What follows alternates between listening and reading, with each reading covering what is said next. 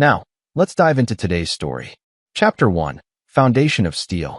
The desert sun hammered down on Forward Operating Base Crimson like the fist of an angry god. Staff Sergeant Caleb Rivers adjusted his tactical vest and squinted through the heat shimmer rising from the armored vehicles lined up in the motor pool. 18 years of military service had carved him into something harder than the titanium plates protecting his chest. A man who understood that weakness was a luxury he couldn't afford. At 38, Caleb commanded respect through quiet authority rather than volume. His weathered face bore the map of a dozen deployments, each line earned through blood, sweat, and the kind of decisions that separated soldiers from civilians. The men under his command knew him as fair but unforgiving, a leader who'd crawl through hell for his squad but would cut out anyone who betrayed that trust without a second thought. His phone buzzed against his hip, a rare communication from home. Lisa's messages had become increasingly sparse over the past 3 months, their conversations reduced to logistics about bills and brief updates about their children, Connor and Emma. Caleb understood deployment strain. He'd seen stronger marriages crumble under the weight of separation. But Lisa had seemed different when he'd left for this tour. Distant, almost relieved. "Rivers, you copy?" Sergeant Bailey's voice crackled through his radio. "Go ahead. Intel briefing in 20. They want squad leaders." Caleb clipped the radio back to his vest. 20 years he'd been married to Lisa Brennan. Met her at a bar near Fort Bragg when she was a nursing student, and he was a young enlisted man with more ambition than sense. She'd been drawn to his intensity, the way he approached everything with calculated precision. Their early years had been good. Lisa supporting his career while building her own at the county hospital, their children arriving when his rank could support a growing family. But something had shifted after his promotion to staff sergeant 2 years ago. The responsibility meant longer deployments, more time away from home. Lisa had grown resentful, making comments about him loving the army more than his family. Caleb knew it wasn't true. Everything he did was for them. Every mission completed, every promotion earned, every risk taken was to secure their future. The briefing room was a converted shipping container, air conditioning working overtime against the Afghan heat. Major Thompson spread satellite photos across the metal table, pointing to compounds marked with red circles. Standard sweep and clear operations, the kind Caleb could execute in his sleep. "Timeline is 48 hours, Thompson said. "Intelligence suggests weapons cache in the northern compound. Rivers, your squad takes point." Caleb studied the aerial shots, his mind automatically calculating approach angles and potential threats. This was his element, controlled chaos where his decisions meant life or death. Here, loyalty was absolute, and betrayal meant immediate consequences. Here, he was in control. His phone buzzed again. Another message from Lisa. He'd read it after the briefing. 2 hours later, gear prepped and squad briefed. Caleb finally checked his messages. The first was routine. Emma had made honor roll. Connor's baseball team won their tournament. Standard updates he'd grown to expect. But the second message made his blood freeze. "Don't expect us when you get back. Kids and I are happy with my new husband. Kids chose his surname over yours." Caleb read the message 3 times, his breathing controlled despite the sledgehammer blow to his chest. 20 years of marriage. 2 children he'd sacrificed everything for. 18 years of military service, missing birthdays, holidays, soccer games, all to provide for a family that had apparently replaced him. His fingers moved across the screen with the same precision he used to field strip his rifle. Understood. 1 word. Clean. Final. No emotion, no questions, no begging. Just acknowledgement of a situation report. He powered down the phone and slipped it into his gear. Tomorrow's mission required his full attention, and Caleb Rivers never allowed personal complications to compromise his professional responsibilities. That was what separated him from other men. The ability to compartmentalize, to function under pressure, to make hard decisions without hesitation. But as he lay on his narrow cot that night, staring at the metal ceiling of his quarters, Caleb's mind began working with the same methodical precision he applied to military operations. Lisa had made her choice. His children he'd provided for, protected, sacrificed for, had chosen another man's name over his. They didn't know what they'd just unleashed. Caleb Rivers was a man who'd spent 18 years learning how to neutralize threats eliminate obstacles, and complete missions regardless of the cost. He'd been forged in environments where betrayal meant death and loyalty was the only currency that mattered. His family had just declared war on him. They simply didn't know it yet. Chapter 2. The Message Bearer. 3 days later, Caleb emerged from the northern compound with his squad intact and mission accomplished. The weapons cache had been larger than intelligence suggested, enough ordnance to supply a small army. His team had performed flawlessly, each man trusting Caleb's leadership even when the operation went sideways and they'd faced unexpected resistance. Back at base, Caleb methodically cleaned his weapons and updated his after-action report. Precision in all things, it was how he'd survived this long. The message from Lisa sat like an unexploded device in his pocket, but he hadn't allowed it to compromise his focus. Professional before personal, always. But now, with the mission complete and administrative duties handled, he had time to process what his wife had revealed. New husband. The phrase suggested more than a simple affair. It implied a level of planning and commitment that spoke to long-term betrayal. His children choosing another man's surname wasn't an impulsive decision made by confused kids. It was the result of systematic manipulation by adults who'd convinced them their father was replaceable. Caleb's phone showed 17 missed calls from his sister Rebecca, 3 from his lawyer Mike Flanagan, and multiple voicemails. He listened to Rebecca's first message. Caleb, I don't know what's happening, but Lisa showed up at Mom's house with some man named Troy Hamilton, introducing him as her husband. She had papers, said you'd agreed to sign over parental rights. Mom nearly had a heart attack. Call me. Troy Hamilton. Now he had a name. The subsequent messages painted a clearer picture. Lisa had apparently been telling people that Caleb had abandoned his family, that he'd agreed to the divorce and custody arrangement via email. She'd produced documentation suggesting he'd willingly transferred all parental rights to her new husband, a man the children now called Dad. Mike Flanagan's message was more professional but equally disturbing. Caleb, Lisa's attorney contacted my office with what they claim is a signed agreement giving her full custody and property rights. I've never seen this document before, and the signature doesn't look right. We need to talk immediately. Caleb closed his eyes and ran through the timeline. 6 months into deployment, minimal communication from home, and now a coordinated campaign to erase him from his children's lives. This wasn't spontaneous infidelity. This was a calculated operation designed to steal everything he'd worked for. His phone buzzed with an incoming call from an unknown number. He answered without speaking. Caleb. Lisa's voice was sharp, panicked. Caleb, what did you do? I responded to your message. You don't understand what you've done. My lawyer says you've started some kind of legal action. You have no right to. I have every right. Caleb interrupted, his voice flat and controlled. I'm still legally married to you, still the father of those children, still the owner of half our assets. Your new husband can't change that with fake documents. Lisa's breathing was ragged. It's not like that. Troy and I. Staff Sergeant Rivers. Caleb's tone could have frozen the Afghan desert. You will address me by my rank, since you clearly don't remember what it means to be my wife. Silence stretched between them. When Lisa spoke again, her voice had lost its confident edge. Caleb, please. The kids are happy. They're settled. Troy loves them like his own. Troy Hamilton, Caleb said, testing the name. Investment broker from Dallas. Divorced twice, behind on child support for his own kids. Lost his Series 7 license 3 years ago for irregular trading practices. Currently under investigation by the Texas Department of Banking for unlicensed financial advising. Another silence. Longer this time. How did you? You thought I wouldn't investigate the man living in my house with my children? Caleb's voice remained perfectly controlled. You thought I wouldn't want to know who's sleeping in my bed and calling himself their father? Caleb, listen. I'm done listening, Lisa. You made your choice. You involved my children in your betrayal. You tried to steal my name from them and give it to another man. He paused, letting the words settle. Now you get to live with the consequences. What does that mean? What are you going to do? I'm going to come home, Caleb said simply. And then we're going to have a conversation about what happens to people who try to destroy me. He ended the call and immediately dialed Mike Flanagan. Mike, it's Caleb.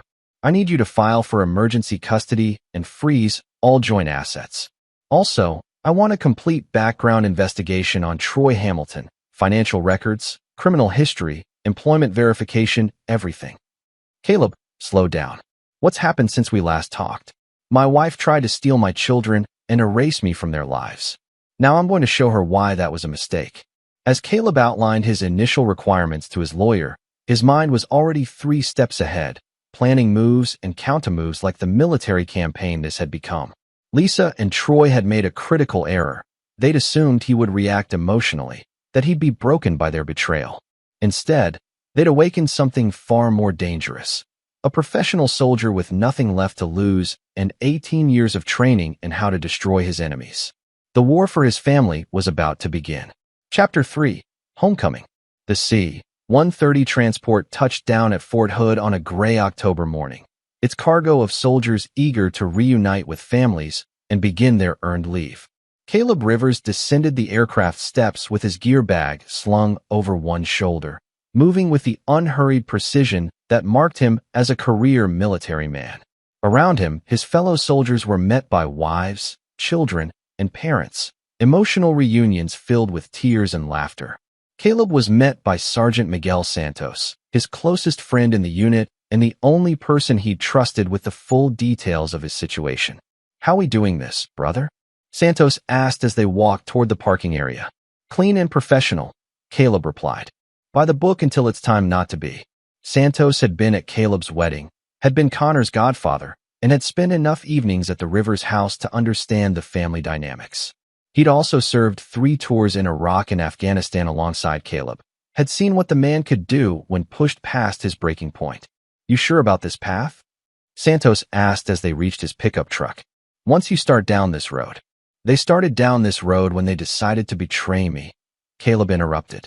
"I'm just going to finish it." The drive to Caleb's lawyer's office took 30 minutes through the familiar streets of Killeen.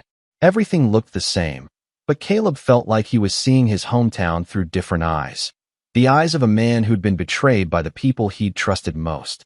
Mike Flanagan's office was in a converted Victorian house near the courthouse, a deliberate choice that projected both respectability and accessibility. Flanagan had been handling military divorces and family law for 15 years. He understood the unique challenges faced by deployed soldiers and their families. "Caleb," Flanagan rose from behind his desk as they entered. "Good to have you back, though I wish it was under better circumstances." "What's our situation?" Flanagan opened a thick file. Lisa's attorney filed for divorce 3 days ago, claiming irreconcilable differences and requesting full custody based on your extended absences and inability to maintain a stable home environment. They're also claiming you verbally agreed to the arrangement and that you've been financially negligent. And the documentation? Forged. Poorly. The signature analysis confirms what we suspected. Someone tried to replicate your signature using samples from old documents. But the pressure patterns and stroke sequences are all wrong. Flanagan pulled out a magnifying glass and several documents. More importantly, they made a critical error. He pointed to a signature line on what appeared to be a custody agreement. "This document is allegedly from 2 weeks ago, but it's signed Caleb Rivers, Staff Sergeant. You weren't promoted to Staff Sergeant until 18 months ago." The forger used an old document as reference. Caleb studied the paperwork with the same attention he'd used to examine enemy intelligence. "What about Hamilton?" "That's where it gets interesting." Flanagan pulled out another file. "Troy Hamilton isn't just a failed investment broker. He's currently under federal investigation for running an unlicensed investment scheme that defrauded military families out of retirement savings. The FBI has been building a case for 8 months. How does that help us?" "Because one of his victims was Sergeant First Class David Kim from your own unit. Kim lost $40,000, his entire deployment savings, to Hamilton's fake investment fund. The FBI has been looking for additional victims and witnesses." Caleb felt the first stirring of something that wasn't quite satisfaction, but was close. "So Hamilton specializes in targeting military families." "Gets worse. Or better, depending on your perspective. Lisa isn't just his girlfriend. She's been helping him identify targets. Her position at the county hospital gives her access to military medical records. She's been feeding him information about which soldiers are deployed, how much money they're making, and when they're coming home." The pieces clicked into place in Caleb's mind. Lisa's questions about his deployment pay, her sudden interest in his fellow soldiers' families, her insistence that he set up direct deposit for his combat pay. She hadn't just cheated on him. She'd been systematically betraying every military family she could access. How many victims? FBI estimates 27 families. Total losses around $800,000. Hamilton and Lisa have been running this operation for almost 2 years. Caleb was quiet for a long moment, processing the information. When he spoke, his voice was deadly calm. Where are my children now? Still at the house, your house. Lisa moved Hamilton in 3 weeks after you deployed. Neighbors report that Connor and Emma seem withdrawn, spending most of their time in their rooms. Mrs. Patterson next door says she's heard yelling in the evenings. What kind of yelling? Arguments between Lisa and Hamilton about money. And Flanagan hesitated. There's been at least one incident where she called the police about a domestic disturbance, but no charges were filed. Caleb's hands remained steady on the arms of his chair, but Santos could see the subtle tension in his jaw. In 18 years of friendship, he'd seen that look exactly twice. Both times before Caleb had done things that made their enemies disappear permanently. What are our legal options? Caleb asked. With the forged documents and the federal investigation, we can destroy their custody claim and probably have Lisa charged with fraud. But there's something else. Flanagan leaned forward.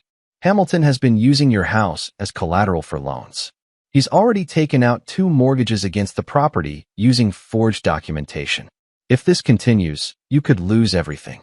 Timeline. FBI raids are scheduled for next week. They're going to arrest Hamilton and several associates, including Lisa. But there's a window where he might try to liquidate assets and run. Caleb stood up, his decision made. I want to see my children before any of that happens. Caleb, Flanagan said carefully, given the federal investigation and the pending charges, it might be better to let the system handle this. If you do something that compromises the FBI case, the FBI can have what's left when I'm done, Caleb said.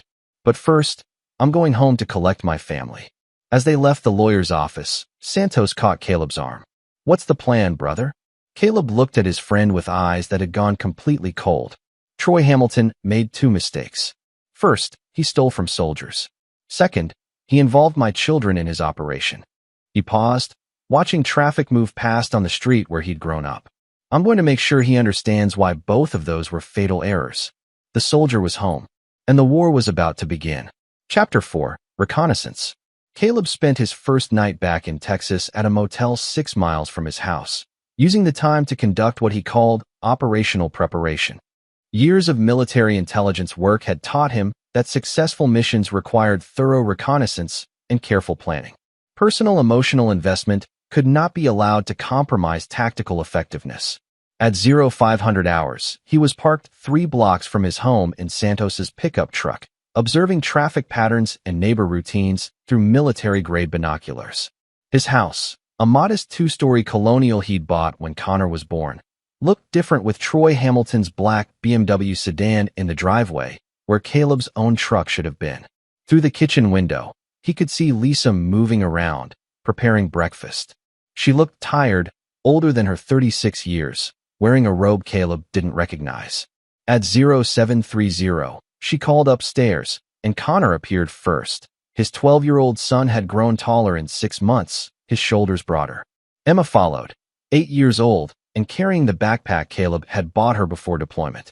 Watching his children eat breakfast at the table where he'd read them bedtime stories and helped with homework created a hollow ache in his chest, but Caleb forced himself to observe with clinical detachment. Connor picked at his food, staring out the window. Emma seemed to be talking to herself, a habit she'd developed when anxious.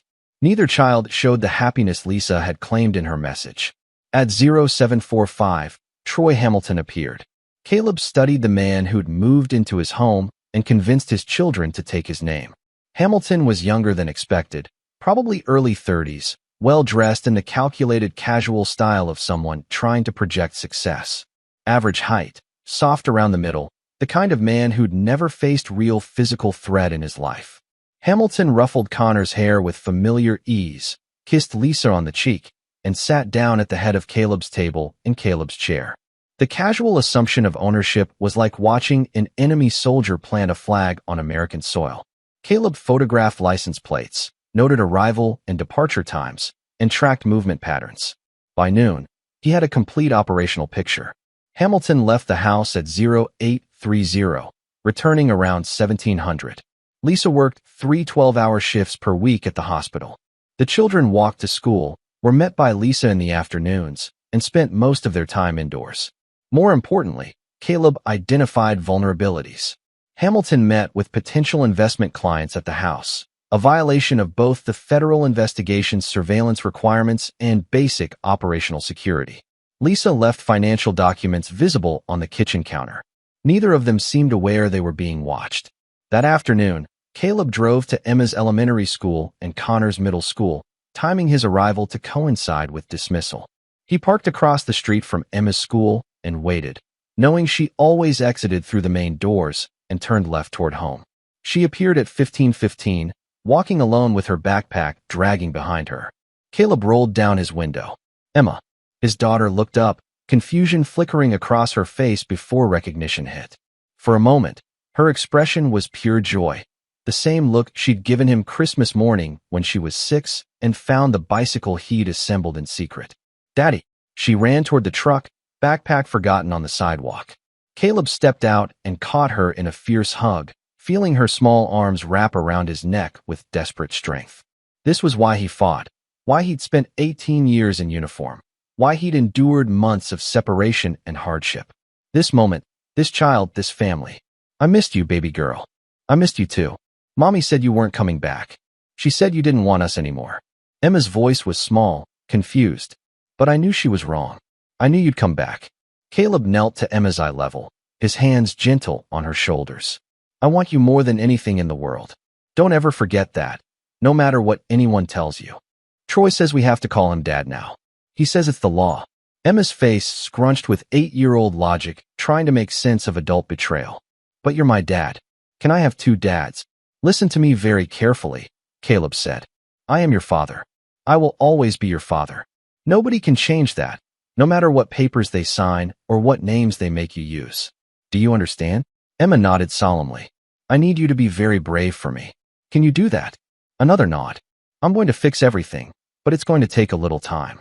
Until then, I need you to remember that I love you and your brother more than anything, and I'm working very hard to bring you home. Are you going to take us away from Troy? Caleb looked into his daughter's eyes the same green as his own, and made a promise. Yes, Troy is not going to be part of our family much longer. After returning Emma to the sidewalk and watching her walk safely toward home, Caleb drove to Connor's school. His son was harder to approach. 12-year-old boys traveled in packs and were more aware of adult attention. But Caleb had been tracking Connor's schedule and knew he stayed after school on Tuesdays for chess club. Connor emerged at 16:30, walking alone toward the bike racks. He'd always been more serious than Emma, more observant, more likely to understand the complexity of what was happening to their family. Connor. His son turned, and Caleb saw a flash of the same joy Emma had shown, quickly replaced by confusion and something that looked like anger. Mom said you didn't want us anymore. Your mother was wrong. Connor studied his father with 12-year-old skepticism.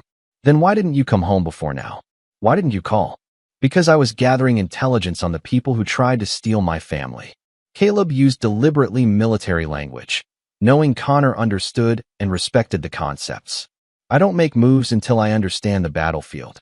Troy's not that bad, Connor said, but his voice lacked conviction. He bought me a new baseball glove. Did he ask you to call him Dad? Connor's jaw tightened, a gesture he'd inherited from Caleb. Yeah, said it would make things easier for everyone. Said you'd signed papers saying it was okay. I never signed anything giving up my rights as your father. Those papers were fake. I knew it. Connor's composure cracked slightly. I told Mom something was wrong. You'd never just give up on us. No, Caleb said. I wouldn't. And I haven't. Father and son looked at each other across the school parking lot. 2 males of the same bloodline understanding each other without need for excessive words. What happens now? Connor asked. Now I deal with the people who thought they could destroy our family, Caleb said. It won't be pretty, and it won't be quiet. But when it's over, you and Emma will be safe, and the people who hurt us will understand why that was a mistake. Connor nodded slowly. At 12, he was old enough to understand that sometimes justice required more than legal proceedings. Dad, Connor's voice was quiet. I never wanted to change my name. I'm still a Rivers. Yes, Caleb said. You are. As he drove back to the motel that evening, Caleb's phone rang. Lisa's number. Stop following my children, she said without preamble.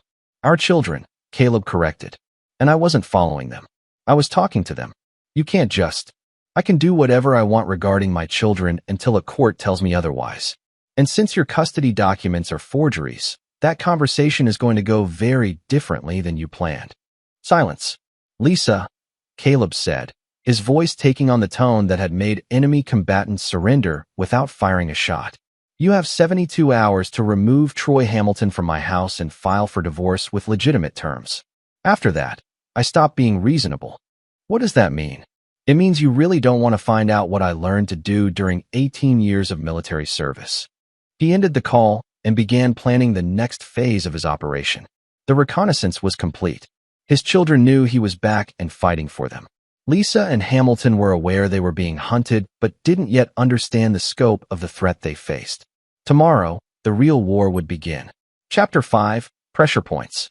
Caleb began the next morning at 0600 hours with a visit to Sergeant First Class David Kim, the soldier who'd lost $40,000 to Troy Hamilton's investment scheme.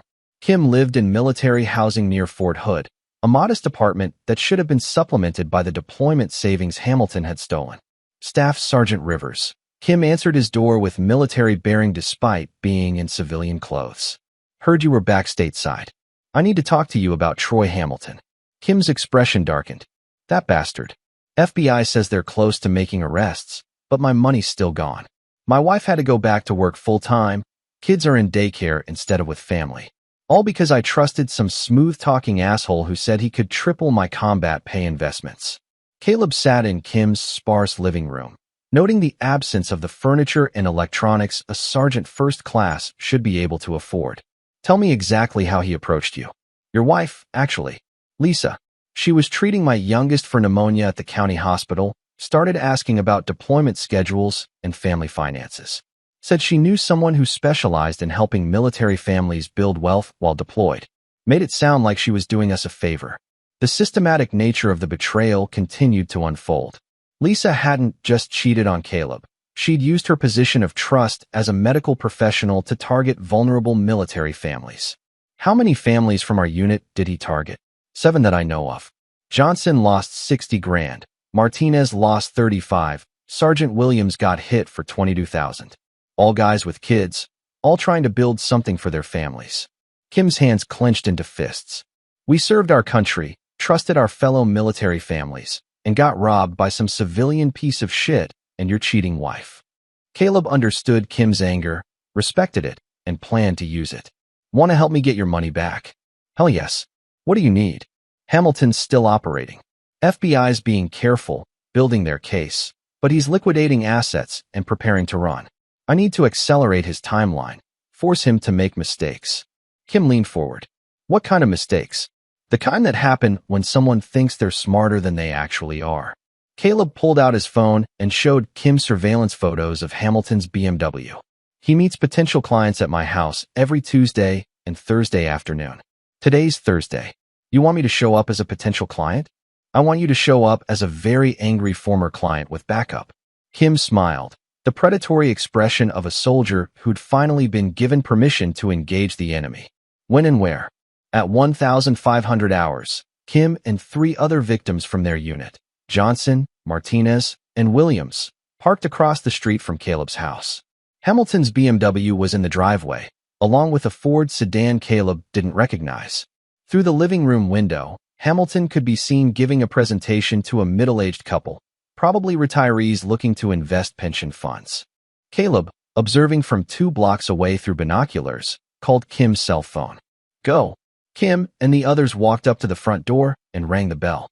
Through the window, Caleb watched Hamilton excuse himself from his clients and answer the door. The conversation started calmly, Kim introducing himself as a former client with questions. Hamilton's body language shifted from confident to defensive as he recognized the threat. The other 3 soldiers moved into position around Hamilton, not threatening, but unmistakably present. Military bearing was impossible to mistake, and Hamilton understood he was facing men who'd been trained to handle violence professionally.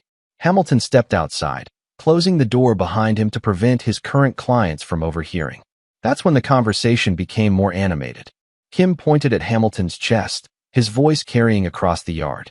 The other soldiers closed ranks, making it clear that Hamilton was surrounded. Caleb watched Hamilton's face cycle through confusion, fear, and desperation. The man was used to targeting isolated military families, not confronting multiple trained soldiers simultaneously. When Johnson, a former Army Ranger with scars from IED shrapnel, took a step closer, Hamilton actually stumbled backward. The confrontation lasted exactly 8 minutes, long enough for Hamilton to understand that his victims had found him, organized against him, and weren't going to disappear quietly. Short enough to avoid law enforcement intervention or charges that could compromise the FBI investigation. As the soldiers walked away, Caleb could see Hamilton through the window, frantically making phone calls. The elderly couple had left through the back door during the confrontation, another client lost, and another sign that Hamilton's operation was falling apart. Caleb's phone rang 15 minutes later. "Lisa, what did you do?" Her voice was shaking. "I introduced Troy to some of his former clients. Seemed like they had questions about their investment returns. Those men threatened him. He's talking about calling the police." "Excellent idea," Caleb said. "He should definitely call the police and explain how he defrauded military families out of their life savings. I'm sure they'll be very sympathetic." "Caleb, this has to stop. You're scaring the children. My children are at school. Your boyfriend is scared because he's finally facing consequences for his actions. There's a difference. He's not. Troy's a good man. He loves Connor and Emma. Troy Hamilton is a criminal who's been using you to identify military families to rob. The FBI has an 8-month investigation file on his activities. Your hospital access was his greatest asset for targeting deployed soldiers." The silence stretched long enough that Caleb wondered if the call had dropped. "Lisa, you still there?" "That's not. He told me the investment business was legitimate. He said he was helping military families build wealth." "Check your bank accounts," Caleb said.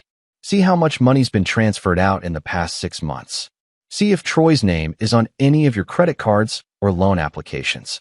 Then ask yourself why a successful investment advisor needed to move into a house owned by someone else." He ended the call and immediately dialed his lawyer. "Mike, it's Caleb. I need you to file for emergency custody today. Lisa's becoming aware that Hamilton isn't who she thought he was, and he's going to pressure her to run or do something desperate." "What happened?" "Hamilton met some unhappy customers today. His confidence is shaken, and people who are scared make bad decisions. I want my children legally protected before he decides to disappear with Lisa and use them as leverage. I'll have the papers filed within 2 hours. Also, contact the FBI agent handling the Hamilton case. Tell them I have additional victims willing to testify and evidence that Hamilton's been using my house to conduct business. They might want to accelerate their timeline." As Caleb drove back to the motel, he felt the satisfaction of a plan proceeding exactly as designed. Hamilton was rattled, Lisa was questioning everything she thought she knew, and the legal system was about to add official pressure to the unofficial pressure he'd been applying. Phase 2 was complete. Tomorrow, he'd begin Phase 3, and Troy Hamilton would learn why targeting military families had been the last mistake of his civilian life. Chapter 6. The Squeeze. FBI Special Agent Rebecca Torres called Caleb at 0700 the next morning. Her voice carried the crisp authority of someone accustomed to dealing with dangerous criminals and uncooperative witnesses. "Staff Sergeant Rivers, I understand you've been conducting your own investigation into Troy Hamilton. I've been gathering information about the man living in my house with my children. That information gathering needs to stop. We're 48 hours from arrests, and civilian interference could compromise 18 months of investigation." Caleb had expected this call. Federal agents didn't appreciate competition, especially from military personnel who understood operational planning. "Agent Torres, with respect, my children's safety is my primary concern. Everything else is secondary. Your children are safer if Hamilton doesn't know we're closing in. If he realizes how much trouble he's in, he might run and take your family with him. He already knows he's in trouble. The question is whether he knows how much." Caleb paused, choosing his words carefully. "Agent Torres, I've read Hamilton's profile. He's a narcissist who believes he's smarter than everyone around him. Men like that don't run when cornered. They double down and make increasingly desperate moves. which is exactly why you need to back off and let us handle this professionally. I am handling it professionally. I'm just using different rules of engagement than you are. Agent Torres was quiet for a moment. When she spoke again, her tone had shifted slightly. You served in Afghanistan. Multiple tours. You understand operational security. 18 years active duty. I understand more than operational security. Then you understand that sometimes the best way to catch a predator is to let him think he's still hunting. Caleb recognized the olive branch. Torres was offering to share intelligence in exchange for his cooperation. What do you need from me? Hamilton's been liquidating assets for 3 weeks. Moving money through offshore accounts, converting investments to cash, preparing for a disappearance. But he's made one critical error. He's still conducting business from your house because he believes the property makes him appear legitimate and successful. You want to use the house as a trap. We want to document him conducting business there. Video evidence of him using forged documents to represent himself as the property owner. But if he gets spooked and stops using the location, the FBI loses their best evidence, and he disappears with my wife and children. Exactly. Caleb considered the proposal. Federal law enforcement moved slowly but thoroughly. Military operations moved fast but required precise targeting. The combination might be exactly what was needed. What's your timeline? Monday morning. Simultaneous arrests of Hamilton, Lisa, and 4 associates. We're coordinating with Texas Banking Commission and IRS Criminal Investigation Division. Complete financial seizure of all assets. What about my children? Child Protective Services will be standing by. Temporary custody will be awarded to appropriate family members pending resolution of criminal charges. Caleb felt ice form in his chest. CPS? My children aren't going into the system. Staff Sergeant, Lisa is facing federal charges for fraud and conspiracy. Hamilton is facing multiple felonies. The children can't remain in that environment. The children go to my sister Rebecca. She's clean, stable, has no criminal history, and is already on my emergency contact forms. Agent Torres was quiet for several seconds. I'll see what I can arrange. But I need your word that you won't interfere with the operation. You have it, with one condition. What condition? I want to be there when you arrest Hamilton. I want him to see my face when he realizes what he's lost. That's not standard procedure. Agent Torres, I've spent 6 months being erased from my children's lives by a man who's been systematically stealing from military families. When he goes down, I want him to understand exactly who brought him down and why. Another pause. I'll see what I can do. After ending the call, Caleb drove to Rebecca's house to brief his sister on the situation. Rebecca was 2 years older, a high school math teacher with the kind of steady competence that made her perfect for handling family crises. She'd been furious when Lisa had shown up with Hamilton, claiming to be married, and had immediately suspected something was wrong. So Monday morning, FBI arrests them both and Connor and Emma come here? Temporarily, until I can get permanent custody restored. Rebecca studied her brother's face. What aren't you telling me, Caleb? This isn't over when Hamilton gets arrested. He's destroyed my family, stolen my children's trust, convinced them I abandoned them. Legal justice isn't enough. What does that mean?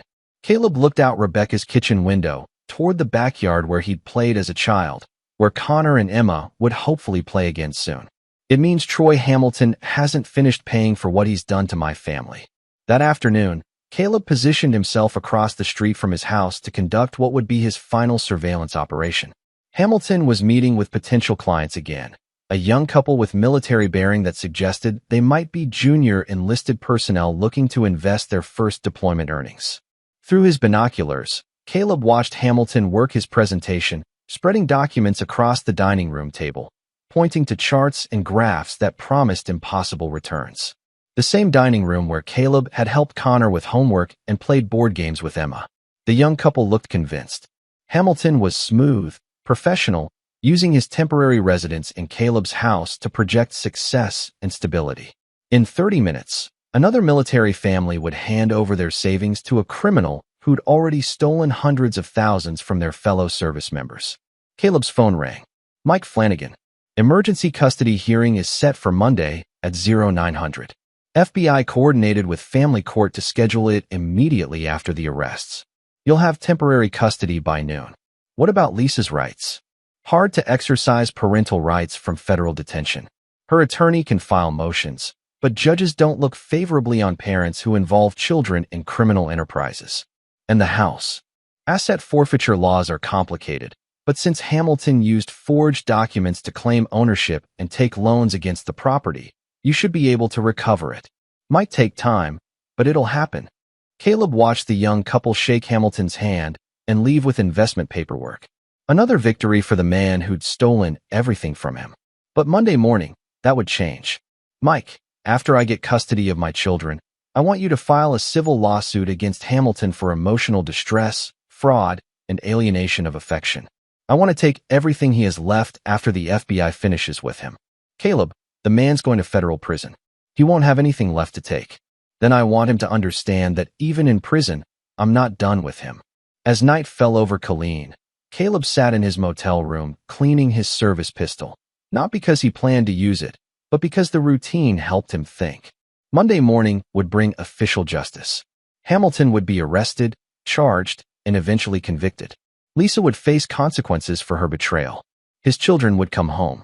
But justice and satisfaction were different things. And Caleb Rivers was a man who understood the difference between ending a threat and ensuring it never returned. Troy Hamilton had started a war when he decided to target military families. Monday morning, he'd learn how that war ended. But his education and consequences was far from over. Chapter 7, The Reckoning. Monday morning arrived with the kind of crystal clarity that seemed to promise decisive action.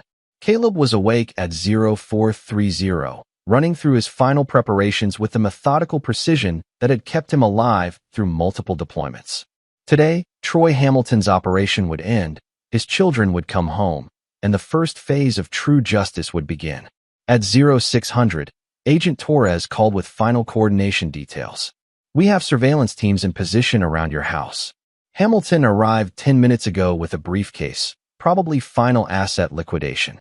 We're moving at 0800. Where do you want me? Command post is set up in the Walmart parking lot 6 blocks south. You can observe, but not participate directly. Understood. Caleb arrived at the command post to find a mobile FBI unit coordinating with local law enforcement, Texas Banking Commission investigators, and IRS Criminal Investigation Division agents. The scale of the operation impressed him. Hamilton's scheme had apparently reached federal significance. Agent Torres met him at the perimeter.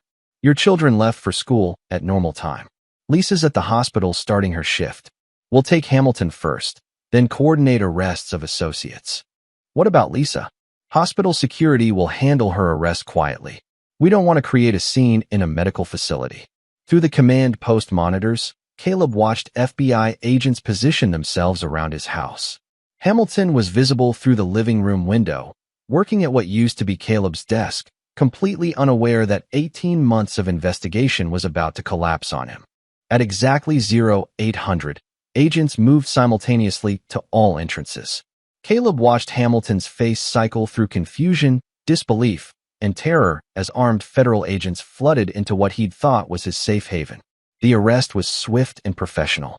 Hamilton offered no resistance. Men like him rarely did when faced with real consequences. Within 15 minutes, he was in federal custody, his briefcase and all financial documents seized as evidence. Phase 1 complete, Agent Torres reported. Hamilton's in custody, house is secured, evidence collection in progress. Caleb felt grim satisfaction watching his wife's lover taken away in handcuffs, but the emotion was tempered by what still needed to happen. Justice had been served, but justice wasn't enough. At 0930, Caleb arrived at family court for the emergency custody hearing. Mike Flanagan met him in the courthouse lobby with documents and strategic briefing. Lisa's been arrested at the hospital. Her attorney is requesting continuance, claiming she needs time to retain proper counsel. Will they grant it? Not likely. Judge Martinez has the full FBI file, including evidence that Lisa used her medical position to target military families. He's not sympathetic to delays. The hearing lasted 27 minutes. Judge Martinez reviewed forged custody documents, FBI evidence of Lisa's involvement in Hamilton's scheme, and testimony about the children's well-being. His ruling was decisive and comprehensive. Temporary full custody awarded to Staff Sergeant Caleb Rivers, effective immediately. Mrs. Rivers' visitation rights suspended pending resolution of federal criminal charges. Child Protective Services will conduct home visits to ensure stability, but children will reside with their father. Caleb felt something inside his chest unlock for the first time in 6 months. His children were coming home. By 1100, he was at Rebecca's house, watching Connor and Emma process the news that their father had returned to take them home. Their mother was in jail, and Troy Hamilton was gone from their lives permanently. Emma's reaction was pure 8-year-old relief. "I knew you'd come back, Daddy. I knew you'd fix everything." Connor was more complicated, as 12-year-old boys often were. "What happens to Mom?" "Your mother made some very bad choices," Caleb said carefully. "She's going to have to answer for those choices. But you and Emma are safe, and you're coming home with me." "Is she going to prison?" Caleb looked at his son, really looked at him. Connor had his mother's eyes but his father's jawline, and something in his expression suggested he understood more about Lisa's betrayal than an 8-year-old would. "Probably. For a while." Connor nodded slowly. "Good. She lied to us about you. She made us think you didn't want us anymore. I will always want you. Both of you. No matter what happens, no matter who tries to convince you otherwise, remember that I will never abandon you."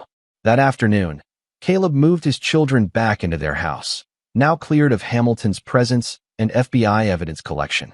Someone had cleaned up, removed Hamilton's belongings, and restored the house to something resembling its condition before the betrayal. Emma ran to her room to check that her stuffed animals were still arranged properly. Connor went to his room and closed the door, needing time to process everything that had changed. Caleb stood in his living room, surrounded by furniture and memories, understanding that winning his children back was just the beginning of rebuilding their family. His phone rang. "Agent Torres." "Hamilton's talking. Trying to negotiate reduced sentence by providing information about other associates in operations. He's claiming Lisa was a reluctant participant who didn't understand the scope of his activities." "Is that true?" "Bank records suggest otherwise. Lisa's been receiving payments from Hamilton's operation for 14 months. She wasn't a victim. She was a partner." Caleb felt the cold clarity that had carried him through combat operations. "What's his probable sentence?" 8 to 12 years federal time.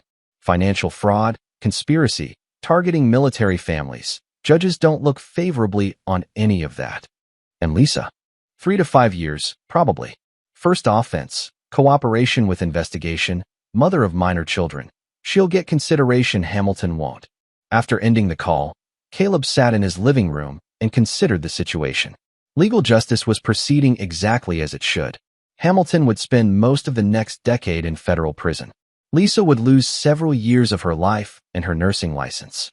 Both would face financial ruin from civil lawsuits and asset forfeiture. But something still felt incomplete. That evening, after Connor and Emma were asleep in their own beds for the first time in 6 months, Caleb received a call from an unexpected source, Troy Hamilton's attorney. "Staff Sergeant Rivers, my client would like to speak with you."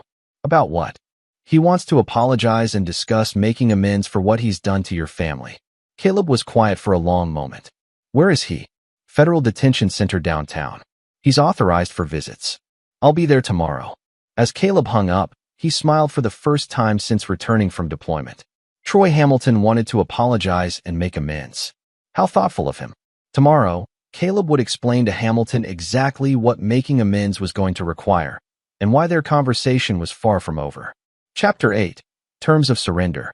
The Federal Detention Center smelled like disinfectant and desperation, familiar scents to anyone who'd spent time in military detention facilities overseas. Caleb moved through the visitor processing with the patience of a man who understood bureaucracy but felt no need to respect it. Troy Hamilton had requested this meeting, and Caleb was curious to hear what the man had to say. Hamilton looked smaller in federal custody orange, his carefully maintained appearance replaced by the generic softness of a civilian who'd never faced real hardship. When Caleb entered the visitor room, Hamilton's attempt at a confident greeting died somewhere between his throat and his mouth. "Staff Sergeant Rivers. Thank you for coming." Caleb sat across the metal table without speaking, letting the silence stretch until Hamilton began to fidget. 18 years of military service had taught him that most people couldn't handle extended quiet. They'd fill it with information, admissions, desperation. "I want to apologize," Hamilton finally said. "For everything. For moving into your house, for involving your children, for the damage I've caused to your marriage. Apologize for stealing from military families. That too. All of it. I know I can't undo what I've done, but I want to try to make it right." Caleb leaned back in his chair, studying Hamilton with the same attention he'd once given to enemy combatants during interrogations. "How exactly do you plan to make it right?" "I've been talking to my attorney about restitution, paying back the families I've hurt. I know it'll take time, but—" "You don't have time," Caleb interrupted. "You're looking at 8 to 12 years in federal prison. Your assets are frozen. You're financially destroyed." Hamilton's composure cracked slightly. "That's why I need your help." "My help?" "You have influence with the other victims. If you could convince them to support a plea agreement that includes restitution instead of maximum prison time. You want me to help you get a lighter sentence. I want to make this right for everyone. Your children, the families I've hurt, even Lisa. She didn't know what I was really doing. She was just trying to help military families build wealth." Caleb's expression didn't change, but something in his eyes made Hamilton unconsciously lean back. "Lisa used her position at the county hospital to identify military families for you to target. She received payments from your operation for 14 months. Bank records show she knew exactly what she was doing. The money was gifts. I was helping her with expenses while you were deployed. You were paying her to provide intelligence on vulnerable military families so you could steal their life savings." Hamilton opened his mouth to respond, then closed it. The lies weren't working, and they both knew it. "Here's what's going to happen," Caleb said, his voice taking on the tone that had made enemy commanders surrender without firing a shot. "You're going to federal prison for a long time. Lisa's going to federal prison for a slightly shorter time. My children are home where they belong, and they're never going to see either of you again. You can't keep Lisa from seeing her children forever. I can keep her from seeing them until they're adults and can make their own decisions about whether they want a relationship with someone who betrayed their father and stole from military families." Hamilton leaned forward desperately. "Look, I know you're angry. I understand. But this doesn't have to destroy everyone's life. We can work something out." "We?" Caleb's voice went deadly quiet. "There is no we, Hamilton. There's you, facing the consequences of targeting military families. There's Lisa, facing the consequences of betraying her husband and children. And there's me, making sure those consequences are complete and permanent." "What does that mean?" Caleb stood up slowly, his movement controlled and predatory. "It means you haven't finished paying for what you've done to my family. The FBI has me. I'm going to prison. My life is destroyed. What more do you want?" "I want you to understand something very clearly," Caleb said, placing his hands flat on the metal table and leaning forward until his face was inches from Hamilton's. "You didn't just steal money from soldiers. You didn't just commit fraud. You moved into my house, slept in my bed, convinced my children to call you father, and tried to erase me from their lives." Hamilton was trembling now, understanding for the first time that legal consequences were just the beginning of his problems. "In 18 years of military service, I've learned how to handle men who threaten my family," Caleb continued. "I've learned how to find people who try to hide from me. I've learned how to make problems disappear permanently." "You're threatening me."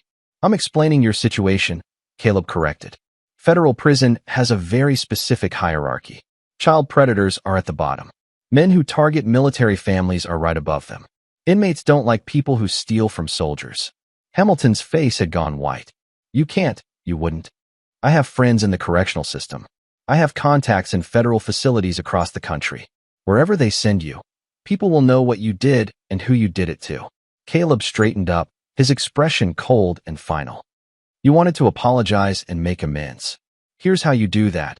You plead guilty to all charges, you provide complete cooperation to FBI investigators, and you serve every day of your sentence without complaint or appeal.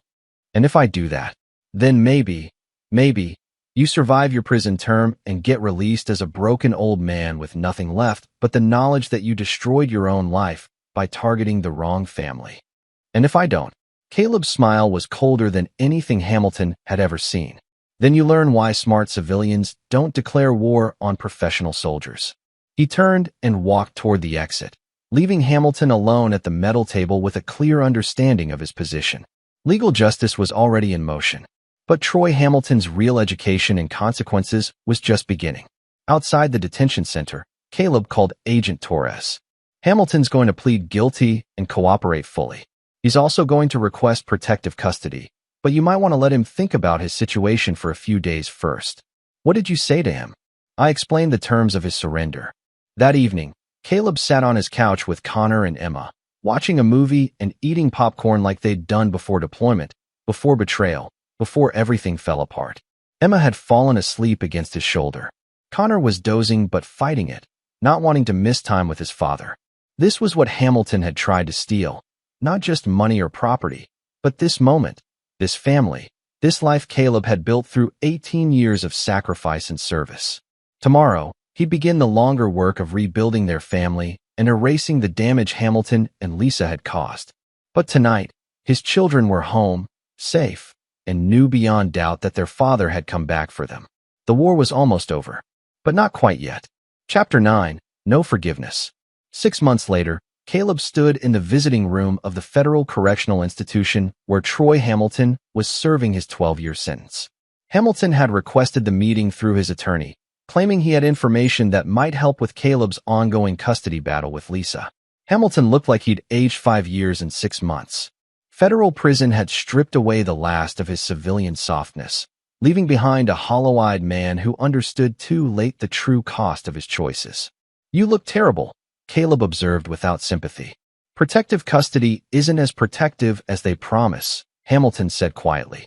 "Turns out a lot of inmates have family in the military." "You wanted to see me." "Lisa's attorney is trying to get her sentence reduced. She's claiming she was coerced, that I threatened her if she didn't cooperate with the investment scheme." Caleb had expected this. Lisa's defense strategy had been obvious from the beginning.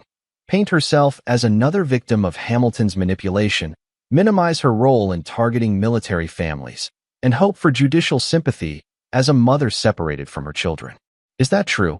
Hamilton looked at Caleb with something that might have been respect. "You know it's not. Lisa was a full partner.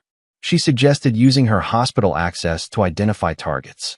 She helped develop the profiles we used to approach families. She kept detailed records of which soldiers were deployed and how much combat pay they were earning. Are you willing to testify to that?" "If you guarantee my family's safety." Caleb raised an eyebrow. "Your family?" "My ex-wife and kids in Dallas. They've been getting threatening phone calls since my arrest. Someone's been following my daughter to school. And you think I'm responsible for that?" Hamilton was quiet for a long moment. "I think you're the kind of man who keeps his promises. You promised I'd understand why targeting military families was a mistake. You promised I wouldn't forget what I'd done to your family. You've kept both promises." "Your family isn't my concern," Caleb said. "But they're also not my target. You might want to consider that some of the soldiers you stole from have different ideas about justice than I do. What do you want from me?" "Complete testimony about Lisa's involvement. Documentation of her role in targeting families. Evidence that she knew exactly what she was doing when she provided you with military medical records. And in exchange, I'll make sure people understand that you're cooperating with efforts to keep Lisa in prison where she belongs." Hamilton nodded slowly. "She really believes she's going to get out early and get the kids back. She's wrong. You're never going to forgive her, are you?" Caleb looked at Hamilton with the cold clarity that had carried him through 18 years of military service. Lisa had 2 children who loved her unconditionally. She had a husband who'd spent 18 years in uniform providing for their family. She had a stable life, financial security, and a future. People make mistakes. She threw all of that away to help you steal from military families, Caleb continued. She looked my children in the eyes and told them I'd abandoned them. She tried to erase me from their lives and replace me with a criminal. So that's it. No second chances. No forgiveness. Forgiveness is for people who make mistakes, Caleb said. Lisa made choices. Calculated, deliberate choices to betray everything she claimed to care about. There's a difference. Hamilton was quiet for several minutes. When he spoke again, his voice was barely audible. What about Connor and Emma? They ask about her. They ask fewer questions now than they did 6 months ago. Children are remarkably adaptable when they're in a stable environment with someone who actually puts their needs first. They're never going to see their mother again. When they're adults, they can make their own decisions about whether they want a relationship with someone who betrayed their family. Until then, my job is to protect them from people who've proven they can't be trusted. Caleb stood to leave, then paused. Hamilton, there's something you should understand about forgiveness. It's not something you can ask for or demand or negotiate. It's something that has to be earned through genuine change and authentic remorse. You and Lisa have shown neither. How do you know we haven't changed? Because you're still trying to minimize what you did. You're still looking for deals and compromises and ways to reduce your consequences. Men who've genuinely changed accept full responsibility and serve their time without complaint. And if we did that, if we accepted full responsibility, Caleb's smile was colder than anything Hamilton had experienced in 6 months of federal incarceration. Then you'd serve your sentences knowing you'd destroyed your own lives by targeting the wrong family. But my children would still be better off without you in their lives. 3 weeks later, Hamilton provided complete testimony about Lisa's involvement in the investment scheme. His evidence was devastating. Emails, financial records, recordings of conversations where Lisa discussed which military families would make the best targets. Lisa's early release petition was denied. Her sentence was extended to 7 years. Her nursing license was permanently revoked. Her visitation rights remained suspended indefinitely. On a cool October evening, Caleb sat on his back porch watching Connor practice pitching in the yard while Emma played with the neighbor's dog. The house felt like home again, filled with the sounds of children who knew they were safe and loved. His phone rang. Rebecca, Lisa's attorney, called. She wants to write a letter to the kids. No, Caleb, she is their mother. She was their mother. Now she's a federal prisoner who helped steal from military families and tried to erase their father from their lives. Those are very different things. Don't you think they have a right to hear from her? Caleb watched his children playing in the yard he'd bought, on the property he'd protected, in the life he'd rebuilt through sheer force of will and 18 years of military training. They have a right to grow up without being confused by manipulation from someone who proved she values money more than their well-being. When they're adults, they can read all the letters she wants to write.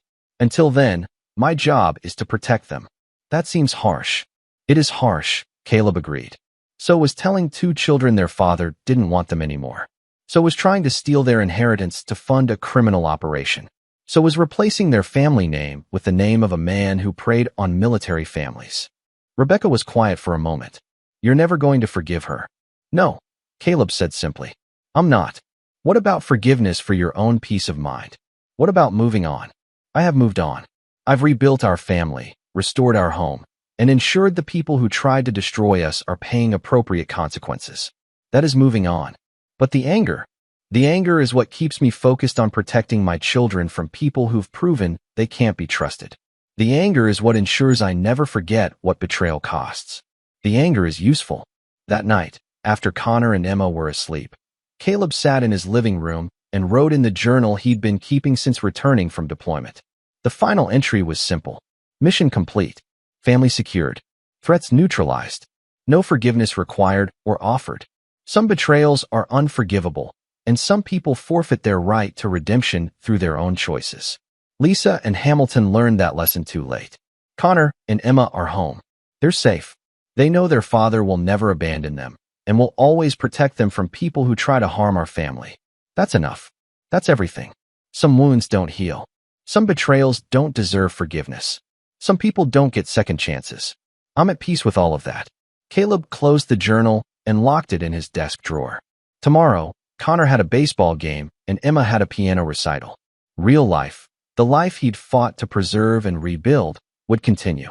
Troy Hamilton would serve 11 more years in federal prison, learning daily what happened to men who targeted military families. Lisa would serve 6 more years, understanding too late that some mistakes were too devastating to survive. And Caleb Rivers would raise his children knowing that some battles were worth fighting without mercy, some enemies deserved no quarter, and some betrayals earned nothing but complete and permanent consequences. He'd promised Hamilton that he would understand why targeting military families was a mistake. He'd kept that promise. He'd promised his children they would always be safe and loved. He was keeping that promise too. Some men forgave. Some men forgot. Some men moved on. Caleb Rivers was not some men, and his children would grow up understanding that their father was a man who kept his promises, all of them.